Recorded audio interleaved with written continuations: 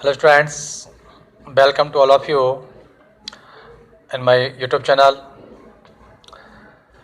आप सभी का बहुत बहुत स्वागत है। और अपनी बात चल रही थी टेंस को लेकर के।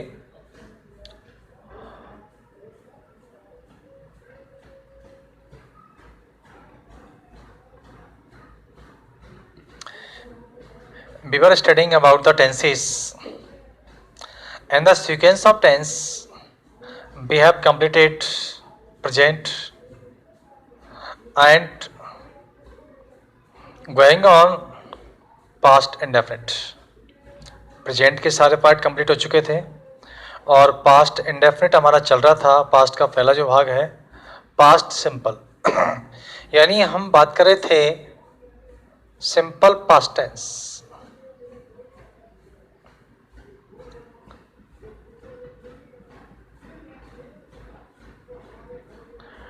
Today's class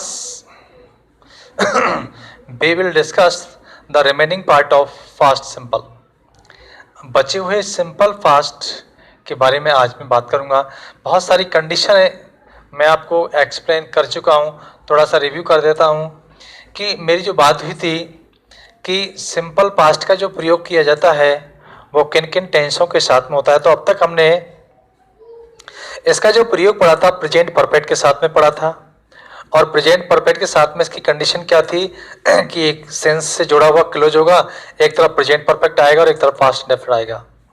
दूसरा इसका जो हमने प्रयोग पढ़ा था वो पास्ट परफेक्ट के साथ पढ़ रहे थे, वो आफ्टर और बिफोर वाली कंडीशन आपने पढ़ी थी। मैंने इसकी एक कंडीशन आपको बताई है कि इसका प्रयोग फास्ट कंटिन्यूस के साथ में भी होता है, यानी एक तरफ पास्ट कंटिन्यूस होगा तो एक तरफ पास्ट इंडेफिनिट होता है। आज हम कुछ ऐसा स्ट्रक्चर भी एक मैंने बताया था। देखिए अब यहां से कुछ महत्वपूर्ण स्ट्रक्चर की अब मैं बात करूंगा। देखिए इट इज और इट इज के बाद में यहां पर पीरियड ऑफ टाइम होता है।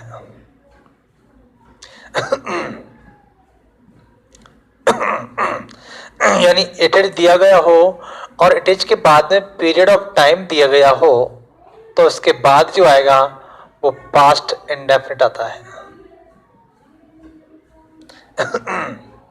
क्लियर है? हमने पढ़ लिया है। सेकंड चीज, जब इट इज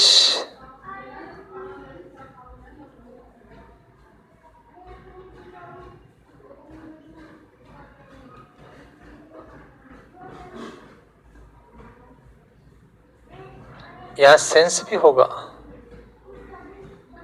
ठीक है, तो सेंस के साथ में जुड़ी हुई जो क्लोज होगी वो पास्ट इंडेफिनिट की होगी। इसके बाद एक कंडीशन हम देख रहे हैं इट के साथ में, इट इज टाइम, और इट इज टाइम के साथ में टू दिया गया है, ठीक है, और टू के बाद में फिर खालिस्तान दिया गया हो तो यहां पर क्रिया की फर्स्ट फॉर्म आती है। यदि तो ये कंडीशन तो हम पढ़ चुके हैं, ठीक है। Let us see the next condition जिसकी आज मैं शुरुआत करने वाला हूं। एक बहुत ही इंपॉर्टेंट कंडीशन मैं आपको बताऊंगा। यदि अपना कोई स्ट्रक्चर बना हुआ है और अपना स्ट्रक्चर इट इज से शुरू होता है, इट इज टाइम, ठीक है, इट इज टाइम के साथ में ये हो सकता है इट इज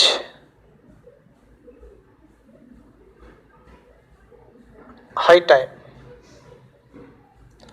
और इनके बाद में कोई नाउन दी गई होगी या कोई प्रोनाउन होगा। सेम कंडीशन यहां पर होगी, यहां पर भी कोई नाउन होगा और कोई प्रोनाउन होगा। ओके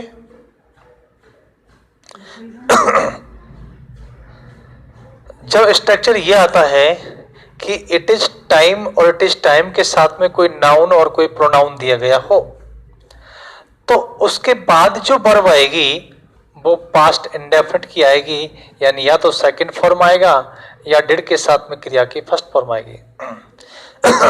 सेम वही चीज यहां पर भी लागू होती है।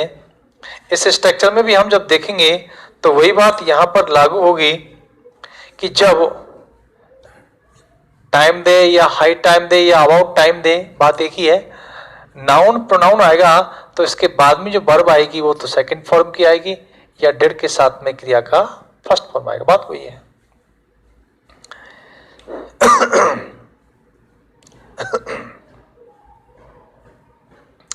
अब एग्जाम्पल देखिए जो मैं बात आपको समझाना चाह रहा हूं। इट इज टाइम,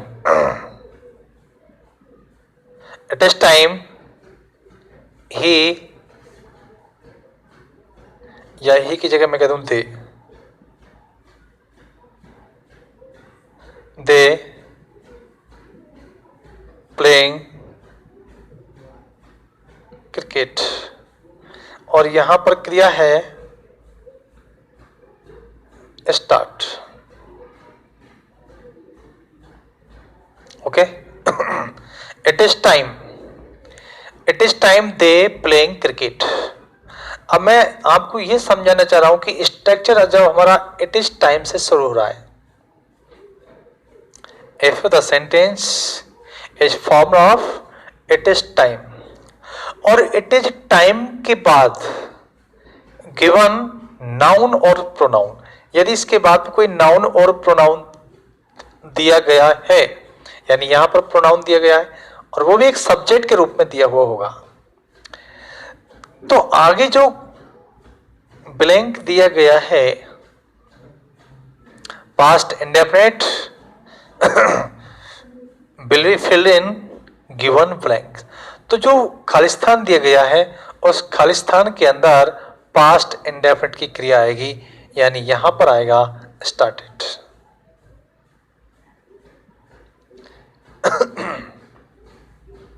बात समझ में आ गई होगी। और देखिए उदाहरण, it is time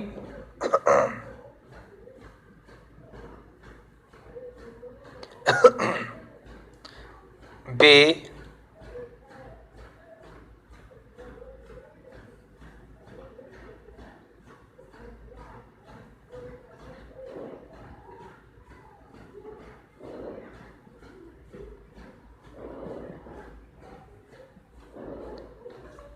it is time see to bed, बात वही है।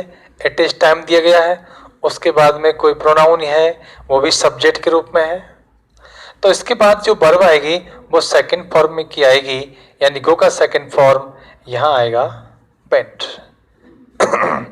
तो इस प्रकार से ये स्ट्रक्चर होता है जहां पर पास्ट इंडेफिनिट का प्रयोग किया जाता है। बट ध्यान रखें, यदि इट इज टाइम के बाद, यदि इट इज टाइम के बाद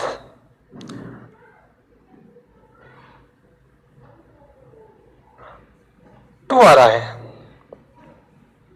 यदि इट इज टाइम के बाद में टू है और टू के बाद में फर्स्ट फॉर्म पूछ रहा है, यानी खालिस्तान दिया हुआ है, तो यू नो कि टू के बाद आने वाली जो क्रिया होती है हमेशा बेयर इन्फिनेटिव फॉर्म की होती है, यानी क्रिया का पहला फॉर्म होता है। इसलिए जब टू दिया गया है तो क्रिया की पहली फॉर्म आएगी।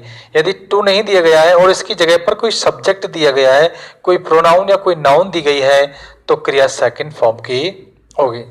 तो ये बात क्लियर हो गई। इसके बाद मैं अगले पॉइंट की बात करता हूं। अब बिल्कुल हम इस टेंस के लास्ट में चल रहे हैं। इसके जो महत्वपूर्ण प्रयोग थे वो सब मैंने डिस्कस कर दिए। लास्ट एक बिंदु आपको बताता हूं कि इसके कुछ एडवर्ब्स होते हैं। अब हम बात करेंगे इसके एडवर्ब्स की। इसके जो कुछ एडवर्ब हैं जिनका प्रयोग पास्ट इंडेफिनिट के अंदर किया जाता है, वो कौन कौन से एडवर्ब हैं? बहुत सिंपल है, सब जानते हैं। यानी पास्ट को दिखाने के लिए सबसे पहले हम बात करते हैं लास्ट की। लास्ट जो होता है वो पिछले समय को दिखाता है, यानी बीते हुए समय को दिखाता है। लास्ट में कहूँ तो last morning, last evening, last night, last year, last day, ठीक है। इसके साथ में कुछ हो सकता है last day, last week, last month, ठीक है, लास्ट ईयर। लास्ट से एक शब्द बनता है प्रीवियस। प्रीवियस का मतलब भी लास्ट ही होता है, पिछला ही होता है, तो प्रीवियस डे, प्रीवियस वीक, कुछ भी हो सकता है। ठीक है, मंथ आते एक शब्द है यस्टरडे, ठीक है, अगो, बिफोर, लॉन्ग अगो, ठीक है, वंस, या कभी कभी कहा था once upon a time.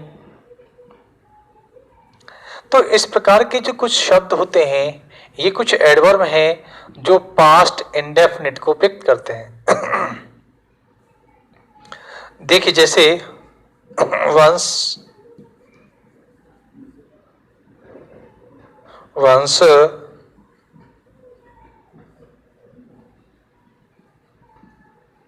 A king, और क्रिया यहां पर बी है। अब भरिएगा, आपको पता लग रहा है कि वंस जो है वो पास्ट इंडेफिनिट का एडवर्ब है। जब पास्ट इंडेफिनिट का एडवर्ब है तो पास्ट इंडेफिनिट की वर्ब आएगी। अब पास्ट इंडेफिनिट की वर्ब होगी तो यहां ध्यान दीजिए कि सेकंड फॉर्म आएगा। अब यहाँ बी का सेकंड फॉर्म, और मैंने आपको बताया है कि बी का जो सेकंड फॉर्म होता है वो पॉज और वर्ब होता है। अब यहाँ जो करता है वो कौन है, तो यहाँ जो वर्ब आएगी वो इसके अकॉर्डिंग आएगी, कॉम्प्लीमेंट के अकॉर्डिंग आएगी, तो यहां पर आएगा वॉच। ठीक है। जैसे आवर फीस,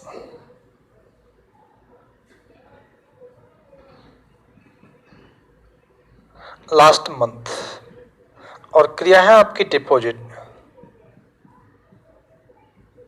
ठीक है, पे और फीस लास्ट मंथ। अब लास्ट मंथ को देख करके हमको पता लग जाता है कि फास्ट इंडेफिनिट आएगा, तो फास्ट इंडेफिनिट आएगा, डिपॉजिट की सेकंड फॉर्म भर देंगे तो डिपॉजिटेड। ठीक है। तो इस प्रकार से आपके ये कुछ एडवर्ब हैं, इनके साथ में सिंपल पास्ट का प्रयोग किया जाता है। तो ये पास्ट इंडेफिनिट की बात थी। तो यहां आपका पास्ट इंडेफिनिट अपना पूरा होता है।